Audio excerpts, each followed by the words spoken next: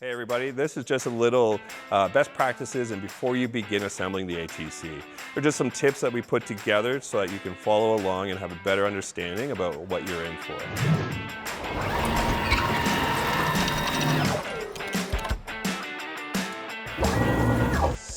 The ATC is going to take you about 2 to 4 hours, just on how good you feel about it. One of the biggest things is to take breaks. It's important that you do this so you don't get burnt out or get frustrated when you hit a roadblock. Some of you might, some of you are going to chug right through, and that's great.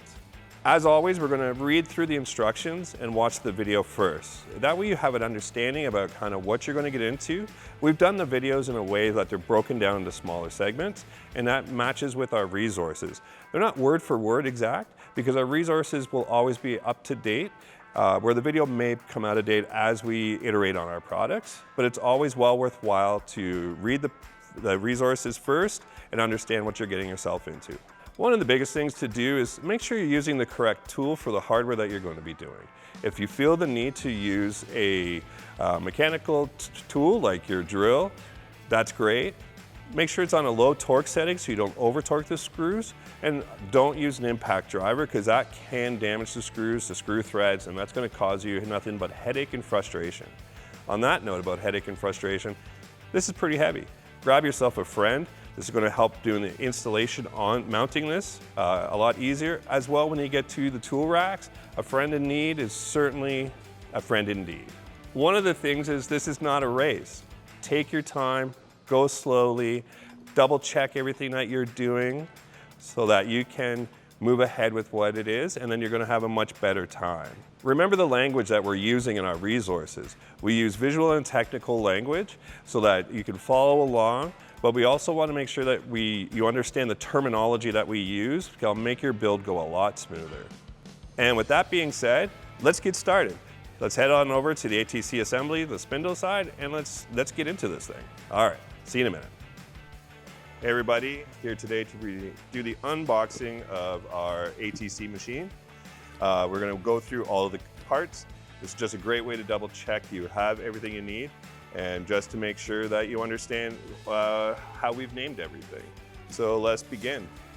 First off, the ATC kit itself, and you'll also get, if you purchased it, a tool rack box. Depending on your kit, you'll get 1 or 2 of these boxes. Today we only have the one here for display. This is a delightfully nice box to open up. Set of instructions to follow along with. Plug-in spindle cable, ATC signal cable, 8mm pneumatic tubing, 240 volt VFD power cord, The clear-cut dust shoe, a box of fasteners and tools. We'll go through that in a second. Tool length sensor, the ATC mounting plate, your electronics box, which we'll be using a little later on. If you've purchased air filter regulator, your enclosed VFD unit, and finally, the ATC spindle. When removing this, do not put it on this end. We'll be going through the tool rack box.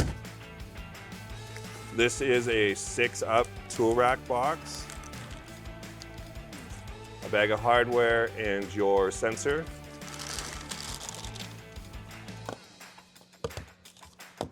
Six ISO 20 tools. Tool holder clips.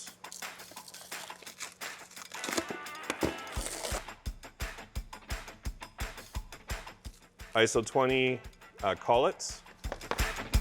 and we have our tool rack sections. And the tool holding backbone. Double check with our parts list online and go through all your pieces, make sure you have everything. If you don't, give us a call back.